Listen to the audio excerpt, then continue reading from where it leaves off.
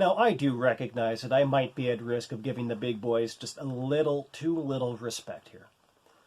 I mean, these guys, they are where they are for a reason. And not just presumably because the UFC just assumes that they need a heavyweight division. But I think the one thing that does bear some closer scrutiny is that weight difference between the limit at light heavyweight and the limit at heavyweight. So once again, for those people who may not necessarily be aware of this, and maybe didn't catch it before when I mentioned it, but the weight limit at light heavyweight is 205 pounds. And the weight limit at heavyweight is 265 pounds.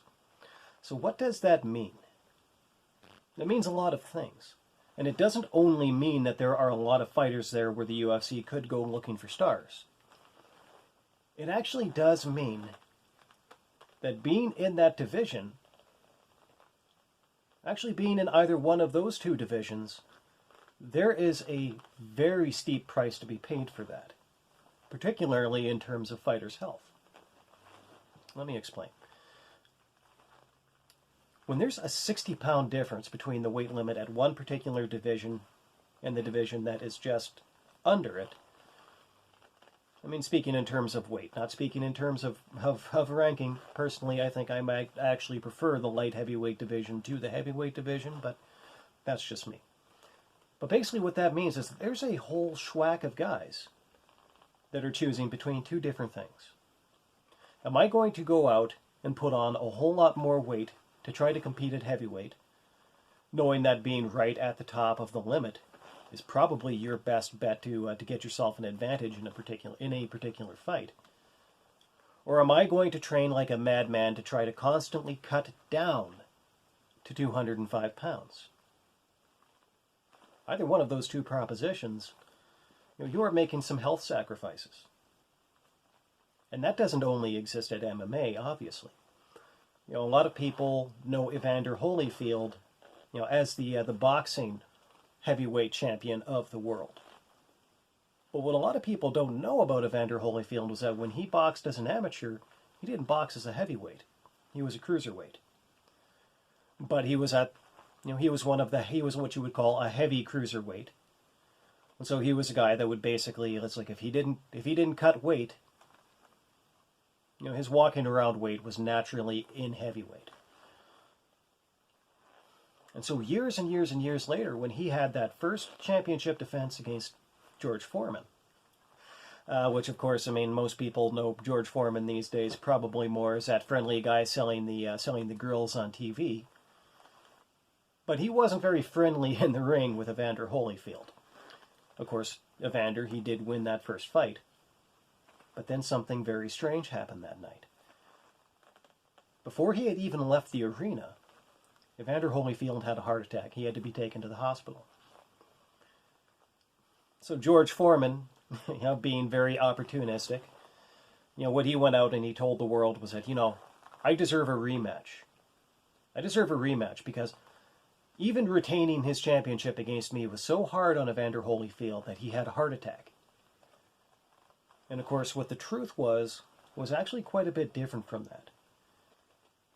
Evander Holyfield didn't have that heart attack because of the strain of defending the heavyweight championship of the world against George Foreman. The reason why he had that, doctors told him it was because of all those years that he trained down to cruiserweight.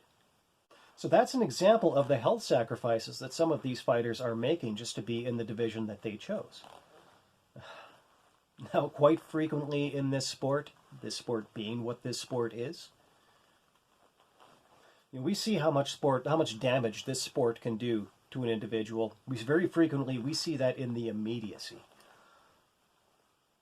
And I think it should make us a little bit more cognizant of fans, knowing the kind of price that a lot of these athletes are going to pay years down the line.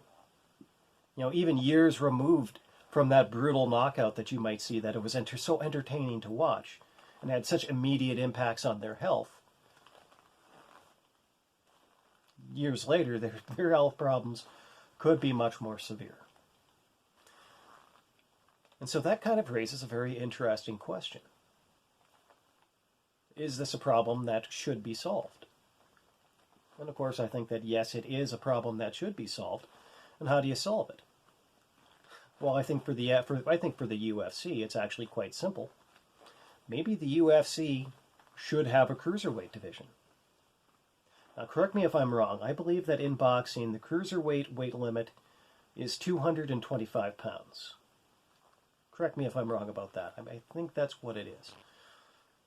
I think that the UFC could solve themselves a lot of problems with fighters' health years down the road by instituting a cruiserweight division at 235 pounds. And who would the stars of such a division be? Well, actually, there's quite a few guys out there. Basically anybody who's having trouble training up to 265 or down to 205. There's a division that they could compete in without having to compromise their health years down the road. So who are guys that could be in a division like that? Well, John Jones. As I understand it, John Jones right now, he's trained himself up to 240 pounds. So 235 pounds is something that he could get down to if there was a cruiserweight division and if he decided that he wanted to compete in it. It is possible that, even as a lighter and leaner heavyweight, Stipe Miocic has done very well for himself in that heavyweight division. But maybe there's another fighter that could populate, that particular division. I can think of one guy right now. Bonneville's own Tanner Boser. So if you were listening to this in the Lloydminster area, I'm sure that maybe a lot of people don't realize that there is, in fact, a UFC heavyweight from the Lakeland area. Tanner Boser trains out of Edmonton, but he's from Bonneville. There's another guy I think that could populate a division like this quite effectively. But maybe it might be easier to attract athletes to come and fight at heavyweight if they didn't have to basically compromise their health over the long term in order to do so. I do realize that I just talked about taking, 3 higher profile athletes out of the heavyweight division, including the champion. So is that something that would actually benefit the heavyweight division? Yeah, I think that I can understand if you would say that that would be counterintuitive. But I think that maybe that now is a very good time. Now is as good a time as any to call this question. Should the UFC establish a cruiserweight division?